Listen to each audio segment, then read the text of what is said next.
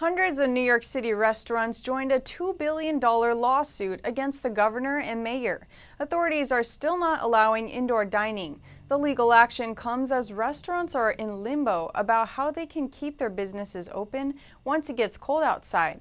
NTD's Melina Weiskup has the story. New York City gyms reopened Thursday, and next week, malls and casinos can reopen. But still, no indoor dining is allowed in the Big Apple. Restaurant owners are furious. Because the traffic is at 40 miles an hour, and we have 4 tables on the street, and people are afraid to sit down. But Mayor de Blasio simply said he feels confident in his decision keeping them closed, and hints that it's a long shot before they can reopen indoor seating. This Italian restaurant in Queens just filed a $2 billion lawsuit against Governor Cuomo and Mayor de Blasio. Now, more than 350 other restaurants have signed on. I am confident to win, or at least I can say that I am confident that this will get us reopened. We want to file this lawsuit because in the past 6 months, we've had lots of revenue lost. I will be funding this lawsuit with $2,500 of my personal money to make sure that the message is clear. Restaurant owners involved in the lawsuit point out that restaurants in the rest of New York State have been allowed to reopen indoor seating since June. And where some are located, customers can walk only a few blocks away to Nassau County and sit indoors.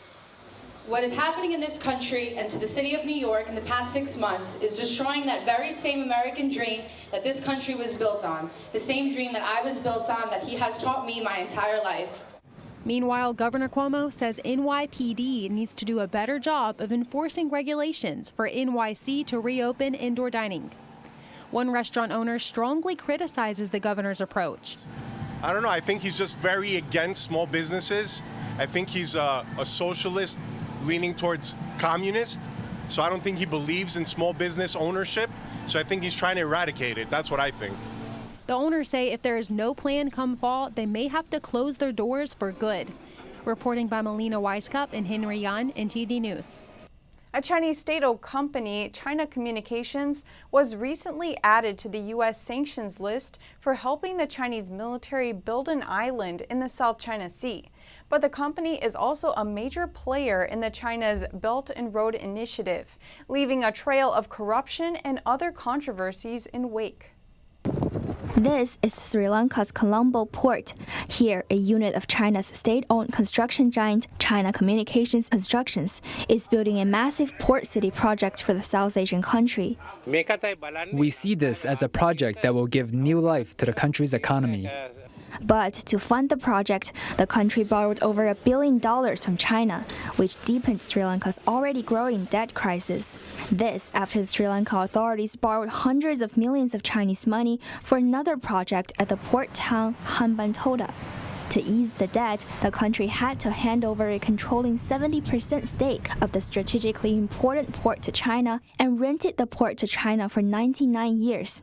Despite government-sponsored studies showing the projects wouldn't be profitable, local authorities push it through anyway. These port city projects are part of the Chinese regime's ambitious Belt and Road Initiative, where the regime lends money to underdeveloped nations for building infrastructure. Such projects were often later commissioned to Chinese state-owned companies. The case of Sri Lanka is often cited by analysts and Western officials to criticize China's Belt and Road project for saddling countries with debt and fueling corruption. A New York Times investigation in 2018 shows that before getting the deal, the Chinese company and local Chinese diplomats had gone out of their way to support and fund the then Sri Lanka president's election campaign.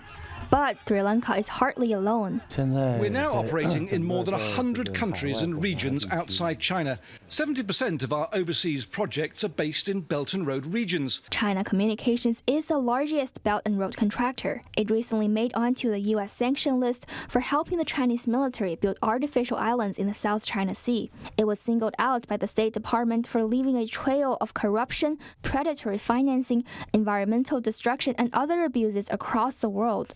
State Department official David Stilwell recently likened China Communications and others to modern-day equivalent of the East India Company, the trade giant used by Britain to expand its colonization. These state-owned enterprises are PRC instruments of abuse, and we should highlight their improper behavior. In all of our societies, citizens deserve to know the differences between commercial enterprises and instruments of foreign state power. For instance, in the East Africa country of Kenya, China Communications was accused of mistreating local railway workers.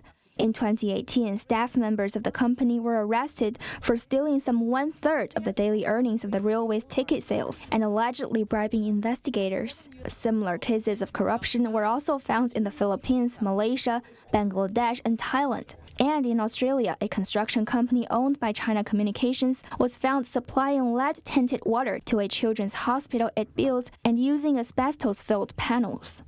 Companies added to the U.S. Entity List are no longer able to buy U.S.-made products. They also have a reputation and investment cost to the companies, since investors, trading partners, and even banks can be scared away. Penny Zhou, NTD News. Over to Europe, UK Parliament Upper House members are appalled at forced organ harvesting in China. An amendment is proposed to ban forcibly obtained organs entering the UK.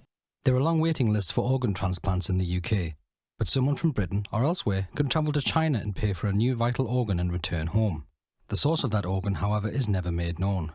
Lord Philip Hunt is proposing an amendment to a government medicine bill currently going through the House of Lords. The amendment could ensure forcibly obtained human body tissue and organs are not allowed into the UK. Frankly, I've been appalled at the situation in China where we have enforced organ donation. People are dying as a result. Lord Hunt said nearly a quarter of the 50 members present supported his proposal. We simply cannot allow human tissue from victims of forced organ harvesting to enter the UK. Last year's China Tribunal in London, chaired by the former International Criminal Court prosecutor Sir Geoffrey Nice QC, investigated if forced organ harvesting was happening in China. Forced organ harvesting has been committed for years throughout China on a significant scale, and the Falun Gong practitioners have been one and probably the main source of organ supply. Lord Hunt is hopeful his amendment will be added. But I'm determined to bring this back to the floor of the House, and if necessary, we will force a vote on it. And I'm confident I can win that vote. Falun Gong is a traditional Buddhist school Qigong practice. In the late 90s, there were an estimated 100 million people practicing it in China. Then the Communist Party banned it and launched a persecution without reason. Evidence points to forced organ harvesting beginning around 2001.